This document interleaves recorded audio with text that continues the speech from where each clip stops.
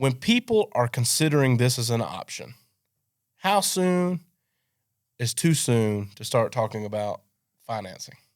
Never too soon, period. Never too soon.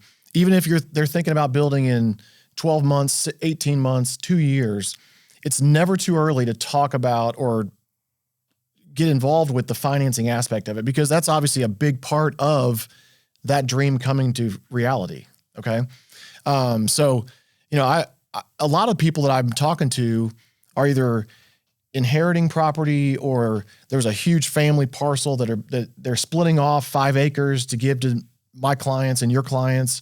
And so that all takes time to get that done anyway. So, but talking about the financing part, and for me, even doing a pre-approval, even if it's 6 months to a year ahead of time, is never too early.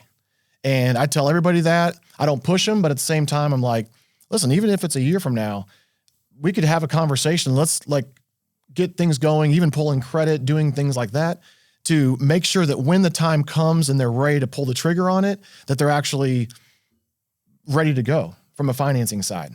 And one of the biggest questions to kind of go back to what you were saying about Barndominiums and the style, it's one of the biggest things that when I talk to clients of yours, they're like, well, I was working with so-and-so, my local bank here, but they don't do Barndominiums. They don't. And I mean, that's a real factor, is that, I don't know, I'd say at least half the lenders out there or banks don't want to touch this style of building, because it's a unique style. Like, it's not just, like you said, the cookie cutter, track home or whatever. So, or even just a traditional build. It is a unique type of property. So to be able to have people in place that can actually get the financing done for these is huge from y'all's side. So.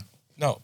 But to answer your question, never too early to start talking about financing. Truly. We echo that. So there's always an obstacle, right? Yep. There's always something that's going to come up with, like you said, parceling off land, getting the surveys, or going through the process and realizing, like, hey, your pre-approval's here. And they're like, dang, that's not quite where I was hoping. Yeah. So it gives you a little bit of time to put a plan together. Like, right. What are possible things we could do here to increase that, or whatever, right? So yeah, and you're the guy with the advice, right? They come to us, they're like, hey, what do we need to do to be able to afford this type of payment? Right. And we're always like, I have no idea. Right. And specifically in the current market that we're in, with where interest rates are where they are, which nobody likes, people think they can afford X amount. And then when we start talking real numbers with current interest rates, it can actually lower, just based on the interest rate, what they can actually afford. And so that's why even early on, it's never too early to talk about that, because, nobody knows what the rates are going to do in 6 months or 8 months. But when they get an idea of where the current market is, you need to be able to know as the builder, and they need to know as the borrower, what price point to even be talking to you guys about. Right. And so that's why it is never too early to talk about it, and just know where the current state of the market is, interest rates, all that kind of stuff, because it can dictate how much they can afford and how much they can build, truly. No, for sure. Well, and we tell everyone, like, the largest constraint in construction is budget. Yeah.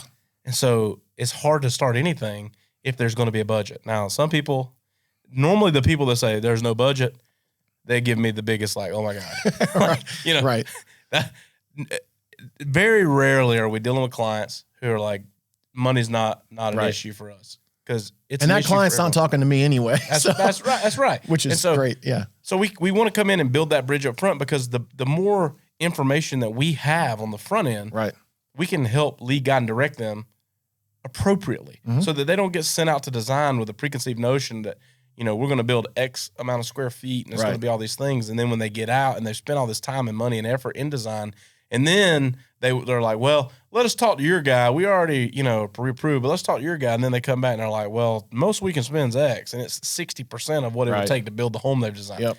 And so we push really heavily that in order for people to get into our system, that they have a pre-approval. Yeah, and absolutely. we know who they're working with and what that pre-approval entails. And we get a lot of pushback and blowback for it, but the reality is we can't do our jobs effectively without that piece of information. Thanks, guys, for tuning in to the Barndo Show podcast. If you're watching on YouTube or wherever you're listening to this content, hit subscribe so you don't miss an episode. And then be sure to check us out on all of our social media platforms at the Barndo Co. Super simple to find us. And then when you're ready to dive in a little more, maybe look around some of our available floor plan options, or take a look at the gallery of our work, or maybe you're ready to connect with our team and explore what it looks like to build your dream barndominium, you can visit us online at thebarndoco.com.